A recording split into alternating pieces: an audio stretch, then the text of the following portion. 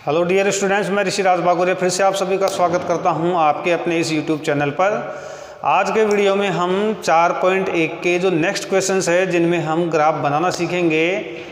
युगपत समीकरण अभी हम पढ़ रहे हैं जिनको दो चर वाले रैखिक समीकरण भी कहा जाता है। तो आइए सीखते हैं आज कि युगपत समीकरणों से ग्राफ कैसे बनाया जाता है और ग्राफ बनाकर उनका हल कैसे प्राप्त किया जाता है।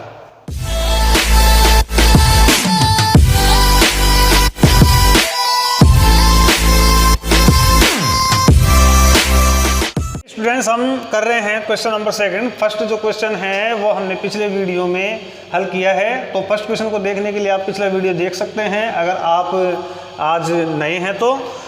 सेकंड जो क्वेश्चन है वो है निम्न रैखिक समीकरणों के युग्म को ग्राफीय विधि से हल कीजिए, हल की प्रकृति बताइए। तो हम क्या करते हैं, पहले हम इसके हल की प्रकृति देख लेते हैं और इसके बाद में हम ग्राफीय विधि से हल करेंगे। तो हल की प्रकृति ज्ञात करने के लिए हमारे पास में होना चाहिए, देखिए a1। तो a1 होता है पहले वाले समीकरण में जो x का जो गुणांक होता है, तो x का गुणांक यहाँ पर हमें कुछ नज़र नहीं आ रहा, मतलब 1 है। b1 होता है y का गुणांक, तो y का गुणांक भी है यहाँ पर 1। और c1 ये दाईं तरफ है यानी राइट हैंड साइड में है। अगर हम इसे लेफ्ट हैंड साइड में लेके जाएंगे तो माइनस का हो जाएगा, तो यहाँ पर हम माइनस का 3 इसे मानेंगे। इसी तरीके से a2 हमारे पास में है दूसरे वाले समीकरण के x का गुणांक जो हमारे पास में है प्लस का 3। फिर हम देखेंगे b2 हमारे पास में है माइनस का 2 और c2 हमारे पास में हो जाएगा माइनस का 4। अभी हम करते हैं a1/a2, तो ये हो जाएगा 1/3। फिर हम करते हैं b1/b2, ये हो जाएगा 1/-2, इसे हम -1/2 भी कह सकते हैं। देखिए ये दोनों सेम नहीं है तो हमें c1/c2 करने की ज़रूरत नहीं है, क्योंकि ये स्थिति है a1/a2 is not equal to b1/b2।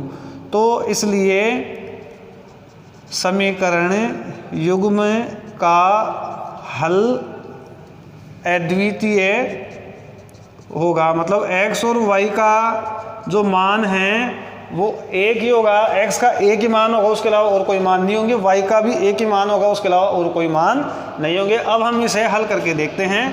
तो हल करने के लिए हमें इसे ग्राफीय विधि से हल करना है। ग्राफीय विधि या आलेखीय विधि एक ही बात होती है, तो आपको कंफ्यूज नहीं होना है। एग्जाम में आपके पास आ जाएगी आलेखीय विधि से हल करो और आप कंफ्यूज हो जाओगे, सर ने तो ग्राफीय विधि का बताया था और ये आ गया आलेखीय विधि का। तो ग्राफीय और आलेखीय विधि एक ही बात है। आलेखीय विधि से हल करने के लिए हमें यहाँ पर दो सारणियाँ इन दोनों समीकरणों की बनानी पड़ेंगी। तो दोनों सारणियों को मैं पहले ही यहाँ पर बना देता हूँ। एक में होगा x का मान, एक में y का। हम इनके 3-3 मान ले लेंगे। ये समीकरण 1 की सारणी होगी और ये होगी समीकरण 2 की सारणी। 3-3 मान हम ले लेंगे। तो फर्स्ट जो समीकरण हमारे पास में ये है x + y = 3। ये है समीकरण नंबर 1। इसकी हमें सारणी बनानी है। सारणी बनाने के लिए हम क्या करेंगे स्टूडेंट्स की, या तो x की जगह पर हम कोई मान मानेंगे या y की जगह पर कोई मान मानेंगे। x या y को हम राइट हैंड साइड में ले जा सकते हैं। तो यहाँ से हम x को भी राइट हैंड साइड में ले जा सकते हैं और y को भी राइट हैंड साइड में ले जा सकते हैं। राइट हैंड साइड में ले जाने के लिए आप क्या देख सकते हैं यहाँ पे कि x और y के साथ कोई गुणांक अगर है तो उसे आप दाईं साइड में लेकर जाइए। अगर कई बार क्या होता है दोनों में गुणांक होता है, तो हर सिचुएशन में हम थोड़ा सा इसको सरल बनाने के लिए हम ये काम करते हैं और जो माइनस का मान होता है उसे हम उस साइड में लेकर जाते हैं मैक्सिमम, इसको सरल बनाने के लिए। यहाँ पर दोनों ही प्लस के हैं और x और y दोनों के साथ कोई गुणांक अलग से नज़र भी नहीं आ रहा है, तो आप किसी को भी दाईं साइड में ले जा सकते हैं। जैसे मान लो मैं यहाँ पर y को दाईं साइड में ले जा रहा हूँ, तो y प्लस का है, इधर आकर हो जाएगा माइनस का। इस समीकरण को हम बोल देंगे समीकरण नंबर 3। अभी हमें क्या करना है, समीकरण 3 में जो भी हमने दाईं साइड में जो बीजीय जो हमने पद लिया है, इसकी जगह पर हम कोई ना कोई मान रखेंगे। जैसे समीकरण 3 में मैं रख रहा हूँ y = 0 रखने पर, तो देखो x बराबर हो जाएगा 3 - 0 और 3 में से 0 जाएगा तो बचेगा 3। मतलब y का मान जब हमने 0 रखा तो x का मान हमारे पास में आया 3। इसी तरीके से हम क्या करेंगे, समीकरण 3 में y = 1 रखने पर, तो देखो आप x बराबर हो जाएगा 3 माइनस 1 और 3 में से 1 गया तो 2 बचेगा।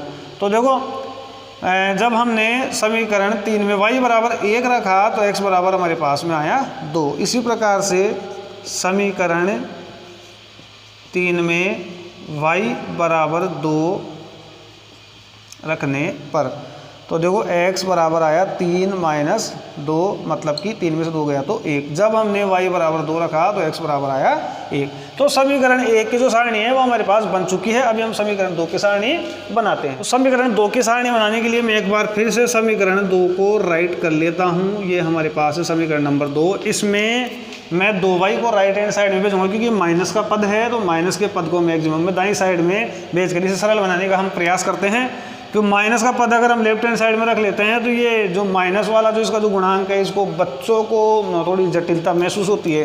तो इसलिए हम क्या करेंगे, जो 2y है माइनस का इसे हम लाएंगे राइट हैंड साइड में तो ये प्लस का 2y हो जाएगा। इसके बाद जो x का जो गुणांक है वो पक्षांतरण के नियम के अकॉर्डिंग यहाँ पे नीचे चला जाएगा। इसको हम बोलेंगे समीकरण नंबर 4। अभी हम क्या करेंगे, समीकरण 4 में y की जगह पर कुछ ना कुछ कोई ना कोई मान हम रखेंगे।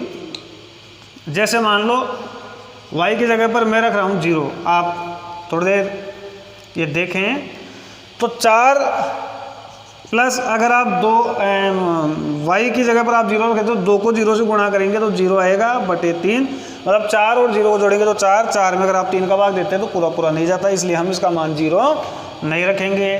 तो हम इसका क्या मान रखें, हम जैसे 1 रखते इसका मान, तो 1 रखने पर देखो आप 2 एकम 2, तो ये हो गया है 4 और 2 6 बटे 3 और 3 का भाग 6 में जाता है 2 बार। तो देखो जब हमने y का मान रखा 1 तो x का मान आया 2। इसके बाद में हम समीकरण 4 में y बराबर रखेंगे, जैसे 2 रखते हैं तो 2 दूनी 4, तो 4 और 4 8 हो जाएगा। 8 में 3 का भाग नहीं जाता, 3 रखेंगे 3 दूनी 6, 6 और 4 10, 10 में भी नहीं जाता। 4 रखेंगे 4 दूनी 8, 8 और 4 12, तो 12 में जाता है। तो हम यहाँ पर रखेंगे y बराबर 4 रखने पर तो देखो x बराबर हो जाएगा 4 प्लस 2 ब्रैकेट में 4 बटे 3, तो 4 प्लस 4 दूनी 8 बटे 3, तो 8 और 4 12 बटे 3 और 3 चौक 12। तो जब हमने y का मान रखा 4 तो x का मान भी कितना आया 4। फिर से हम रखेंगे समीकरण 4 में y बराबर, यहाँ पर हम प्लस के मान के बजाय हम माइनस का मान भी रख सकते हैं। जैसे मैं यहाँ पर माइनस का 2 रखूँ तो ध्यान देना स्टूडेंट्स, क्या होता है माइनस 2 रखने पर तो x बराबर 4 प्लस 2 ब्रैकेट में माइनस का 2 बटे 3। तो देखो क्या होता है प्लस माइनस माइनस और 2 दूनी 4 बटे 3, तो 4 में से 4 गया तो 0 बटे 3। तो अगर ऊपर 0 है या हम किसी भी संख्या का 0 में भाग दे रहे हैं तो 0 आता है। तो y का मान जब हमने -2 रखा तो x का मान आया 0। तो ये हमने इसका जो फर्स्ट स्टेप है क्वेश्चन को हल करने की ग्राफ विधि से वो कंप्लीट कर ली है। अभी हम इन दोनों सारणियों से ग्राफ बनाएंगे और ग्राफ बनाने के बाद में हम इसका जो हल है वो प्राप्त करेंगे। तो ग्राफ में हम इन दोनों सारणियों से इनकी लाइंस खींचेंगे। आप अपना ग्राफ पेपर लेंगे, ग्राफ पेपर में जो सवाल में जो संख्याएं दी हुई हैं उनके अकॉर्डिंग आप ये लाइंस खींचेंगे। ये x अक्ष या x एक्सिस कहा जाता है, ये y अक्ष या y एक्सिस कहा जाता है। तो x एक्सिस में जो राइट हैंड साइड है ये प्लस का होता है, लेफ्ट हैंड साइड है वो माइनस का होता है। ऐसे ही जो y अक्ष है इसमें जो अपर साइड है ऊपर वाला जो होता है वो प्लस का और नीचे वाला होता है माइनस का। तो अभी हम देखो पहले में x और y का मान देखते हैं 3 0, फर्स्ट में 3 0, x का मान है 3 और y का मान 0। तो x का मान 3 y का मान 0, उस पूरे x अक्ष पर y का मान 0 है। तो 3 जहाँ पर है वहाँ पर y का मान 0 है। इसके बाद में x 2 और y 1, तो 2 1 ये रहा। इसके बाद में 1 2 1 2 ये रहा। अभी ये जो पॉइंट्स हमने यहाँ पर इनका जो अंकन किया है, पॉइंट लगाते ही हमें यहाँ पर एक गोला बना देना है ताकि हमें पता रहे कि हमने पॉइंट कहाँ पे लगाया था। और ये पॉइंट लगाने के बाद में हमें लाइन खींचनी है। अगर आपकी लाइन बिल्कुल सीधी खींचती है तो इसका मतलब आपने इससे पहले जो वर्क किया है वो बिल्कुल सही है। इसके बाद आप सेकंड वाला जो आपके पास में टेबल है, सारणी है, इससे आपको सेकंड की लाइन खींचनी है सेकंड वाले समीकरण की। तो 2 1 तो ये तो सेम है, और जहाँ पर हमें सेम कोई पॉइंट मिल जाता है तो इसका आंसर भी होता है। तो इसका भी आप ध्यान रखें, हमेशा ऐसा नहीं होता है कि आपको सेम पॉइंट मिले। इसके बाद में 4 4 4 4, यहाँ पर तो सेम पॉइंट मिल गया तो इसका आंसर यही है। और इसके बाद में है x का मान 0, y का मान -2। तो y एक्सिस पर पूरे पर x का मान 0 है। अब यहाँ पर आपके y का -2 मान ढूंढना है, तो ये रहा। और इन तीनों पॉइंट्स को भी हम मिला देंगे। सीधी लाइन आनी चाहिए, अगर सीधी लाइन नहीं आती है मतलब आपने कुछ गलत किया है, सीधी लाइन आती है तो आपने सही किया है। ये दोनों लाइन एक दूसरे को कट कर रही है, जहाँ पे कट कर रही है वहाँ से आप x एक्सिस पर मिलाओ इसको और y एक्सिस पर मिलाओ। x एक्सिस पर मिलाने पर आपको x का मान नज़र आएगा, ये है x बराबर 2, और y एक्सिस पर जब आप इसको ले जाकर मिलाते हो तो y का मान 1। तो यहाँ पर x का मान 2 और y का मान 1, ये ही इसका आंसर है। तो ग्राफिक इस तरीके से हम इन समीकरणों को हल करते हैं। आगे का जो नेक्स्ट क्वेश्चन है वो भी मैं आपको हल करके बता रहा हूँ। तो सेकंड जो क्वेश्चन है इसमें है पहला समीकरण 2x माइनस y बराबर 4, और सेकंड जो इसका समीकरण है ये है x प्लस वाई बराबर -1। हम सबसे पहले इसके हल की प्रकृति ज्ञात करेंगे। हल की प्रकृति ज्ञात करने के लिए हमारे पास होना चाहिए a1। तो x का जो गुणांक है पहले समीकरण में ये है a1 जो है 2, b1 माइनस का 1, कोई गुणांक हमें नज़र नहीं आ रहा है तो 1 होगा, और यहाँ पर जो चिन्ह है ये माइनस का है तो ये माइनस का 1, और c1 यहाँ पर हम मानेंगे -4, क्योंकि जब हम इसका पक्षांतरण करके बाईं साइड में लाएंगे तो जो इसका रूप होता है उसके अकॉर्डिंग ये -4 होगा। इसी तरीके से a2 1, b2 1 और c2 हो जाएगा प्लस का 1। अभी हम a1 अपॉन a2 करके देख रहे हैं तो ये तो हो जाएगा 2/1, और b1 अपॉन b2 हम करके देख रहे तो ये होगा माइनस का 1/1। तो ये दोनों सेम नहीं है, चूँकि a1/a2 is not equal to b1 upon b2, इसलिए समीकरण युग्म का हल अद्वितीय होगा। अभी हम इसको सोल्व करते हैं। सोल्व करने के लिए 2 सारणियाँ हम बनाएंगे। दोनों ही सारणियों में हम 3 मान x और y के लेंगे।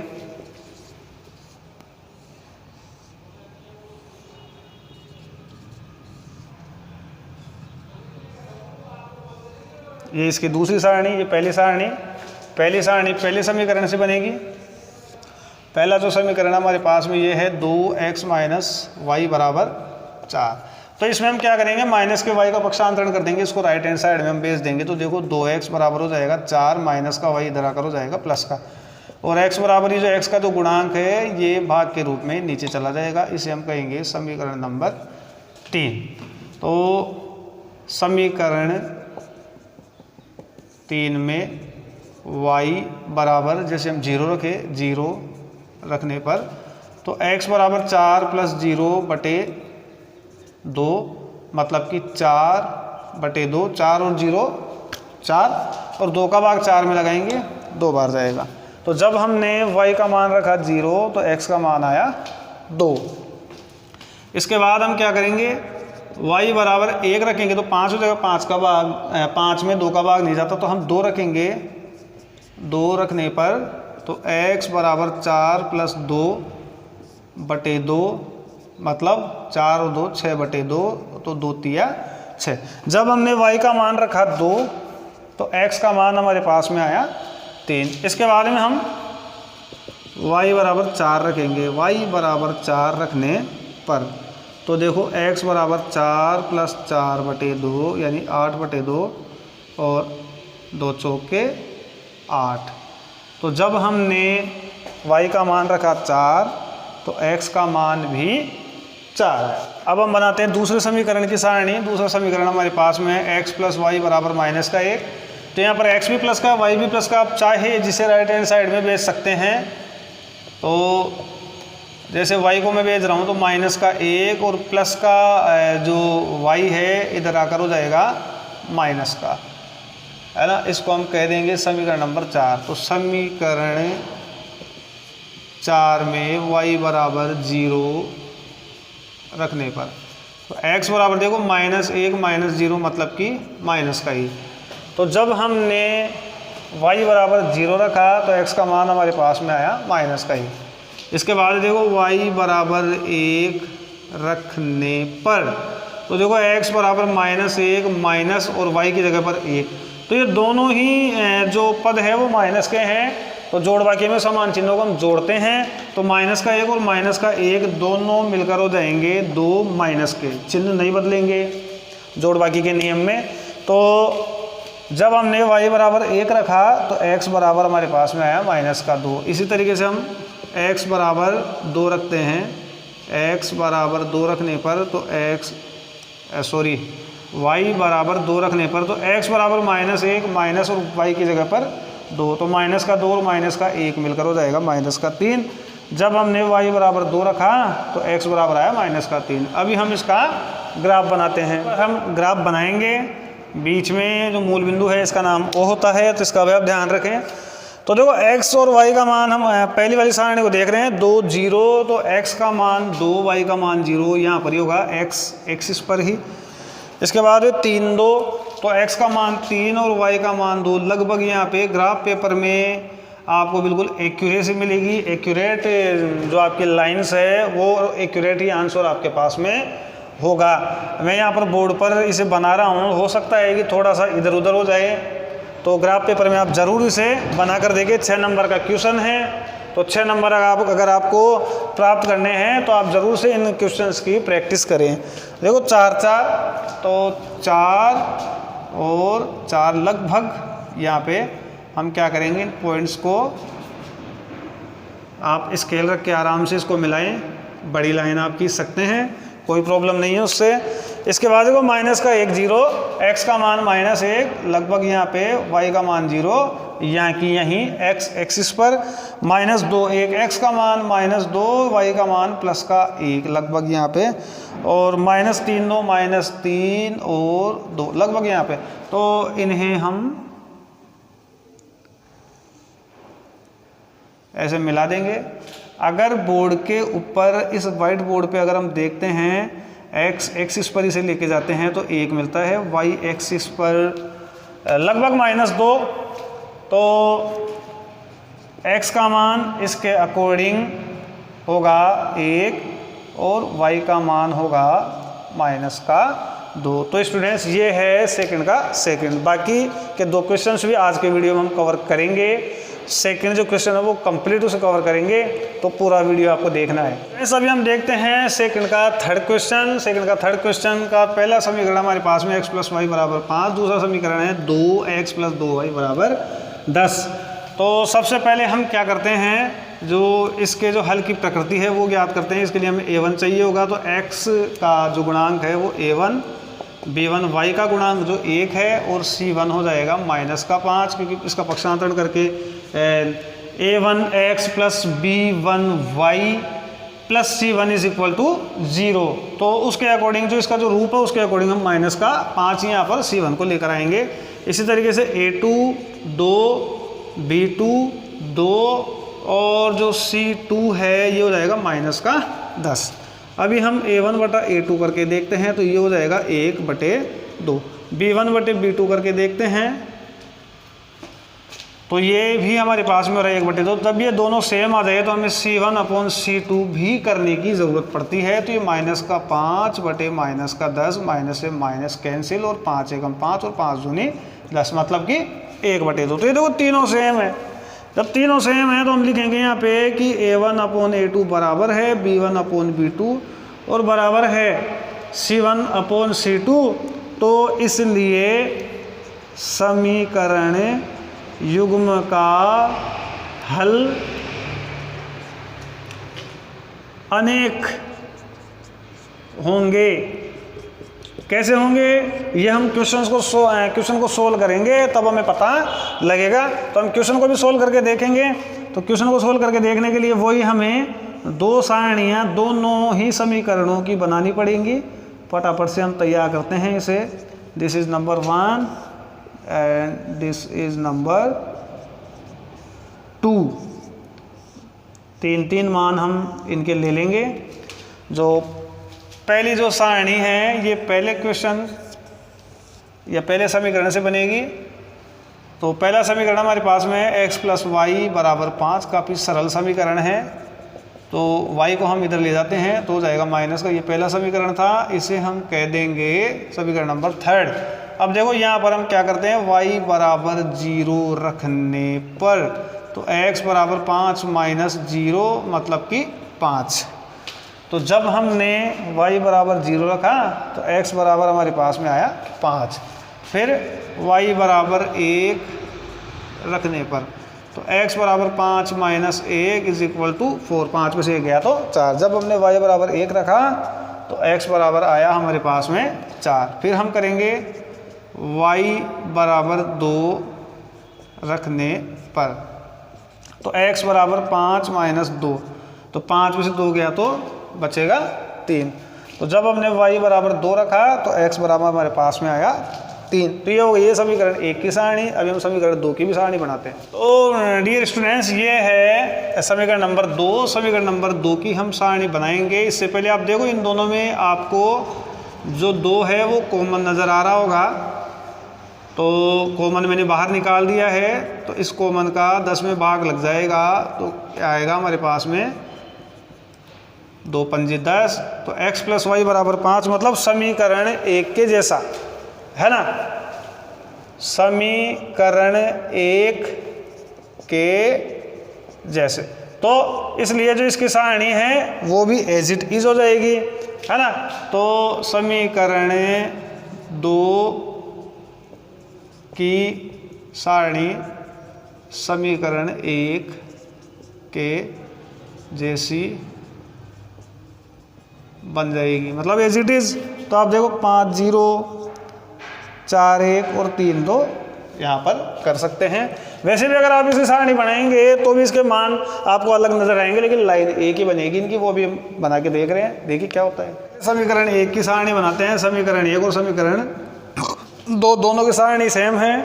अगर हम इसे इस वाले मान से भी बनाते तो भी इसकी जो लाइन है वो सेम बनने वाली थी, क्योंकि जब a1/a2 = b1/b2 = c1/c2 हो तो समीकरण युग्म की जो रेखा जो बनती है वो समपाती होती है, मतलब एक ही होती है, एक के ऊपर एक।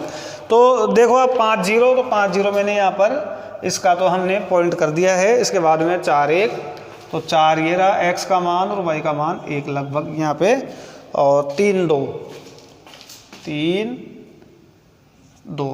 तो ये लाइन हम खींच देंगे। समीकरण 2 की भी यही लाइन बनने वाली है। तो लाइन को आप चाहे जितनी बड़ी कर सकते हैं। असंख्य मान x के और y के, कैसे आप इस लाइन को कहीं से भी x एक्सिस पर लेकर जाओ और y एक्सिस पर लेकर जाओ तो आपको कई सारे मान में, जैसे यहाँ से यहाँ, जैसे यहाँ से यहाँ, ये या ये वाला मान, ये भी आप देख सकते हैं। देखो आप तो x और y के अनेक हल हैं।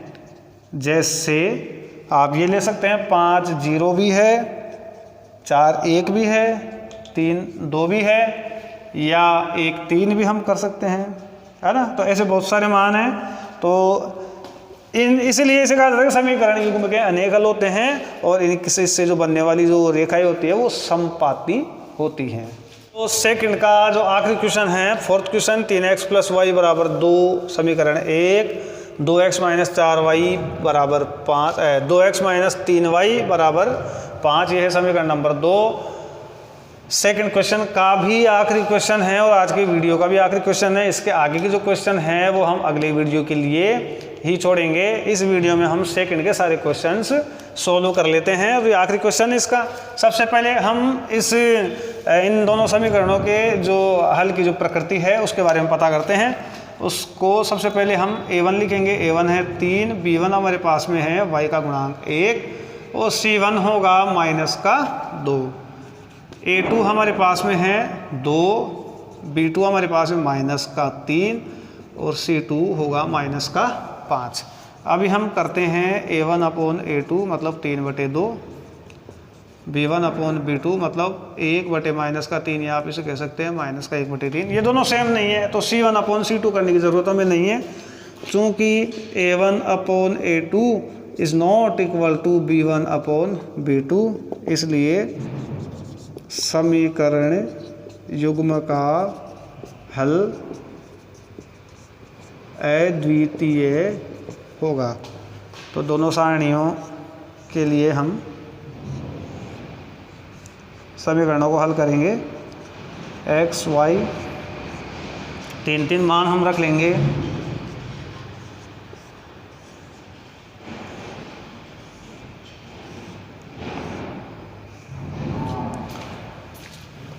फर्स्ट समीकरण हमारे पास में है 3x + y = 2। तो इसमें हम क्या करेंगे, y को इधर ही रख लेते हैं क्योंकि y प्लस का है और सिंगल है, मतलब इसके साथ कोई गुणांक हमें नज़र नहीं आ रहा, एक के अलावा। एक तो है ही, एक तो सबके साथ होता है। तो 3x इसको हम इधर लाएंगे तो प्लस का है, इधर आकर हो जाएगा माइनस का। इसे हम कहेंगे समीकरण नंबर 3। समीकरण 3 में x = 0 रखने पर तो y = 2 - 3 और ब्रैकेट में x की जगह पर 0 रखेंगे हम। तो 2 - 0, 3 को 0 से गुणा करेंगे 0, तो 2 में से 0 गया तो 2। जब हमने x = 0 रखा समीकरण 3 में तो y बराबर हमारे पास में आया 2। फिर हम x = 1 रखेंगे। 1 रखने पर तो y = 2 - 3 और ब्रैकेट में 1 मतलब 2 - 3, 3 एकम 3, तो माइनस का 1। देखो एक संख्या प्लस की एक संख्या माइनस की, हम माइनस करेंगे, 3 में से 2 गया तो 1 बचेगा, और जो बड़ी जो संख्या है उसका जो चिन्ह है वो हमें यहाँ पर लगाना होगा, तो माइनस का 1। तो जब हमने x = 1 रखा तो y बराबर आया माइनस का 1। इसके बाद में x = 2 रखने पर तो y = 2 - 3 और ब्रैकेट में 2, तो 2 - 3 दूनी 6, तो 6 और 2 का अंतर हो जाएगा 4, और माइनस संख्या बड़ी इसलिए माइनस का 4। तो जब हमने x = 2 रखा तो y बराबर आया माइनस का 4। अभी हम दूसरा वाला समीकरण भी ले लेते हैं। दूसरा समीकरण हमारे पास में है 2x - 3y = 5। तो यहाँ 2x को रख लेंगे हम, 3y को इधर भेज देंगे, माइनस का है तो ये हो जाएगा प्लस का 3y, और फिर x = 5 + 3y/2। इसे हम कहेंगे समीकरण नंबर 4। तो समीकरण 4 में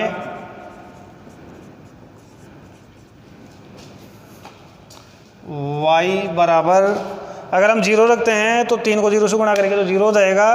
तो 5 और 0, 5 और 5 में अगर हम 2 का भाग लगाते हैं नहीं जाएगा, तो हम क्या करेंगे, 1 रखते हैं। y = 1 रखने पर तो देखो x = 5 + 3 ब्रैकेट में 1/2, तो 5 + 3 एकम 3/2, तो 5 और 3 8/2, और 8 में 2 का भाग लगाएंगे 4 बार जाएगा। तो जब हमने y = 1 रखा तो x बराबर आएगा 4। इसके बाद में y की जगह पर अगर हम माइनस का 1 रखते हैं तो प्लस माइनस माइनस हो जाएगा, 3 एकम 3। और तो हम क्या करते हैं, अब y बराबर रखते हैं माइनस का 1 रखने पर तो देखो आप x = 5 + 3 और ब्रैकेट में माइनस का 1/2, तो 5 + माइनस माइनस 3 एकम 3/2, 5 में 3 गया तो 2/2, और 2 का भाग 2 में 1 बार। जब हमने y = -1 रखा तो x बराबर आया हमारे पास में प्लस का 1। अगर हम माइनस का 2 रखे तो क्या होगा, 3 दूनी 6, और 3 रखे तो 3 3 9, 9 में से 5 गया तो 4, तो हम माइनस का 3 रखते हैं। y बराबर -3 रखने पर, तो देखो x बराबर हो जाएगा 5 + 3 और ब्रैकेट में -3/2, तो 5 प्लस माइनस माइनस और 3 तिया 9/2, 9 में से 5 गया तो बचेगा 4 माइनस का, और 2 में हम 2 का भाग हम 4 में लगाएंगे, 2 बार रहेगा और माइनस। तो जब हमने -3 y बराबर रखा तो x बराबर आएगा हमारे पास में -2। तो ये तो बन चुकी है इसकी सारणी स्टूडेंट्स। अभी हम इसका ग्राफ बना के देखते हैं और इसके आंसर भी हम प्राप्त करते हैं। तो हम बनाते हैं ग्राफ इसका। जो पहली सारणी इसमें है, पहला मान 0 2, तो x का मान 0 पूरे y अक्ष पर होता है, तो y का मान 2 हमें देखना है बस। तो ये हो गया है 0 2, फिर 1 -1, तो x का मान 1 और y का मान -1 नीचे की साइड में है। इसके बाद में 2 - 4 यानी x का मान 2 और y का मान -4 लगभग यहाँ पे, और इन तीनों पॉइंट्स को हम मिला देंगे। लाइन सीधी होनी चाहिए।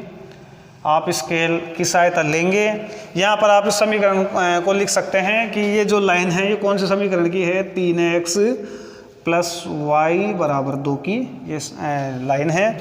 इसके बाद में सेकंड वाला जो समीकरण है, इसमें पहला मान है 4 1, तो 4 और 1 लगभग यहाँ पे 1 -1, तो 1 -1 ये हमें सेम मिल चुका है। आंसर इसका यही है।